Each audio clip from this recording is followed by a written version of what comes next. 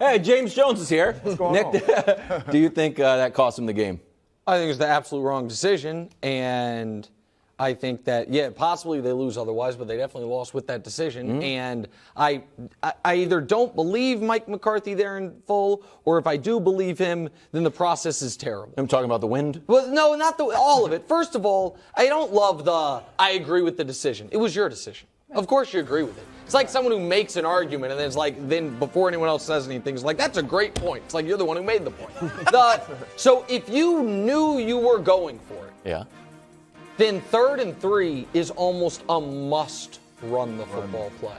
If you're right on the borderline and you know you're going for it, then one of the advantages to going for it on 4th down when the opponent doesn't know you have to is you can run on 3rd and medium or 3rd and long even to set it up. To say you know you're going for it and then throw it on 3rd and then throw it on 4th, to me is terrible process.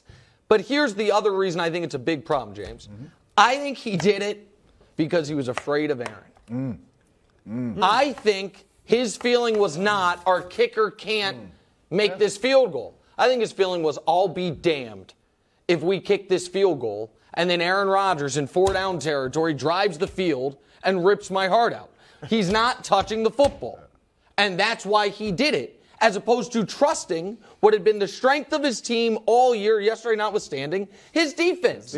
Kick the field goal and make Aaron and the Packers, who have done nothing all year, they had done something that game, but all year not been a good offense, go drive the field. So I don't like the decision. I don't believe with the rationale. And even with all of that said, then run the ball on 3rd down, and maybe you pick up the first, or maybe you have 4th and inches, and it's a different scenario. Yeah, and I absolutely agree. And I do the Packers radio, and before the game, and I said, this is going to come down to people not making emotional calls or emotional plays, right? Aaron Rodgers, he doesn't want Coach Mike to come in there and beat him, right? Coach LaFleur came in there and replaced Coach Mike, right? He doesn't want to lose, right? Coach Mike definitely doesn't want to lose. And I said, if Coach LaFleur gets out here and he's coaching with these emotions and he's doing some crazy stuff, it's going to come back to bite him. If Aaron's trying to force throws to let Coach Mike know your quarterback on that sideline ain't got nothing on me, it's going to be a bad game for Aaron Rodgers. That was an emotional call by Coach Mike. Right. You're right. The Packers' offense all season long has been struggling. Yes, they put together a couple drives in that game and scored some points, but you have a big-time defense. You kick that field goal and you kick a touchback and you force Aaron Rodgers to go 75 yards 100%. To have to score a touchdown. Because even if you do kick the field goal, it's not really 4-down territory because they might kick a field goal if they don't get stopped. You know what I mean? But you force him to have to score a touchdown, right? Not Aaron Rodgers. You go for that, you don't get it. Now all he needs is 30 yards to get a field goal, right? You hurt your team in that situation, and Coach Mike. And I love Coach Mike, but that's an emotional call. Kick the field goal. I hear you guys. I don't disagree with a lot of what you said. I didn't have a huge problem with the call. And the question was, did it cost them the game? No, it should have never got to that. All right, it was there, the offside, even in that possession. That I agree with. In overtime, right? The offsides call on the rookie wide receiver negated a 9-yard run by Tony Pollard. Then there was another penalty that negated a 16-yard run to Green Bay's 26. Yeah. So it never should have gotten to that point. And then you brought it up, Nick, running the football. I agree they should have run it on 3rd down. They should have been running all day. Yeah. All right, you said it. Aaron Rodgers controlled his emotions. Aaron Rodgers was happy, fine with throwing it 20 times. Yeah. All right, Dallas ran for 159 yards. Tony Pollard ran for 115 yards. And you got Dak Prescott throwing it 46 times? Aaron Rodgers throws it 20, Dak Prescott throws it 46. That's why they lost. They should have ran the ball down Green Bay's throat all night long. That's a really good point, too, though, because if you know in your head, and your offensive coordinator knows we are in 4-down territory. Then it's an obvious. And it's 3rd and 3. You must run the ball. They should have been running. They were running down. They were getting 7, 9, 8 yards every time they ran. At will. All right, let's go big picture now. Where do you think this loss fits in the Cowboys' narrative? We had them as like Super Bowl favorites. I think you were in love with the Cowboys for a little while, but it feels like your love has waned a bit, Nick, now that you know. Yeah, listen. The defense is kind of falling apart here. They had one path, and the path was have, at minimum, a top 3, if not the very best defense in football.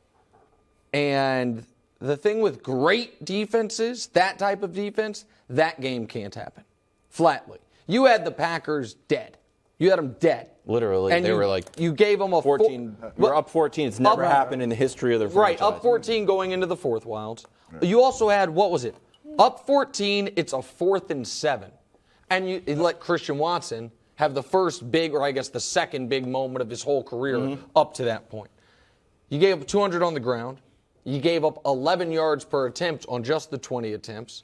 You gave up the two monster plays you gave up, Wilds, were killers. A 30-plus yard play to Broussard in overtime set up the field goal to beat you. And the play I just mentioned to Watson. You add to all of that the other Cowboys bugaboos from years past, ooh, those are some bad picks by Dak. Like, ooh, that's no... And Mike McCarthy, that was an odd decision. Yeah. And wait, those are some bad penalties.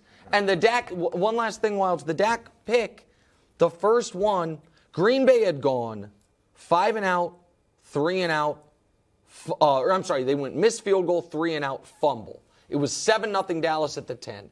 I do think, with respect to the Packers, if the Cowboys score there, the whole game might go different. That Green Bay might be like, all right, you know what I mean? Like, we're just no good. And Dak throws that pick. So for all those reasons, the Cowboys, yeah, they dropped a bunch in my eyes. They won't get to the Super Bowl. Okay. As simple as that. Like, official, mark it down. I know I wrote him off earlier, and then Cooper Rush kept him alive. Yeah, I unwrote him off. They'll make the playoffs. They might win a game, maybe 2. Yeah. But they will self-destruct. Whether it's penalties, whether it's a bad call or decision by McCarthy, whether it's putting it in Dak Prescott's hands when you shouldn't. Because Dak is not that elite level of quarterback. No. All right, he's a good quarterback. He's above a game manager, but they seem to treat him like he's Aaron Rodgers or something. And he's not. And they will do something to derail themselves and lose a playoff game before the Super Bowl. First off, I'm not ready to write the Cowboys off, right? I think the Cowboys have a really good football team. Well, number one, I think we need to recognize we thought the Packers were going to be a really good football team at the beginning of this season, right? Sure. Really good defensive players, right? You get some of these young players going. You know you got arguably the best duo in the backfield. We expected the Packers to be a good football team. They finally put it together against the Cowboys, right? Obviously, the run game, they couldn't stop the run, but offensively, they finally got on track and put it together, right? So they played a good football team. They have lost 5 in a row, but they played a good football team. Okay. And y'all might not think that, but the Packers have a lot of good players. They played a good football team. On there? But Coach Mike, they need Zeke, Packers legend. Right? Tony Pollard toted the ball well. But you're right. If Zeke is in there on that 3rd and 3, I guarantee they run the ball. But this team is built. They have the success and the formula, and they are built to win a Super Bowl. They run the ball, play action, pass well, and they are going to have a chance to win the Every team makes mistakes. But they will self-destruct. That's winning and losing. Can we just, keep it real. Call him out.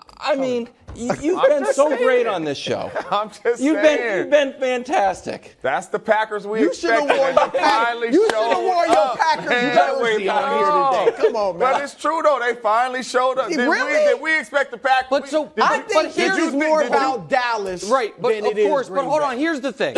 Because I understand, James. So no credit for Rodgers. You view the Packers better than I think the rest of us do. But just quickly here. If you are a Super Bowl team and the team you're playing, whether they're good or not, is on its last legs, and you have the emotional capital of our coach got fired by them, we can end their season, and you're up 14 points in the fourth quarter, you step on. And the fact that the Cowboys couldn't, on their final 4 offensive drives, they ran 23 plays and got 87 yards and had 0 points, that to me is only a Super Bowl caliber team if the defense does have Lawrence Taylor on it. And I know Jimmy Johnson, our friend, said Micah Parsons is. He's not. He's a great player. And that to me sounds like you're playing a solid football team. Just put it together. I was with you 3 months ago. Not now. Thanks for watching. Subscribe here to get more from the show and to check out clips from other shows on FS1.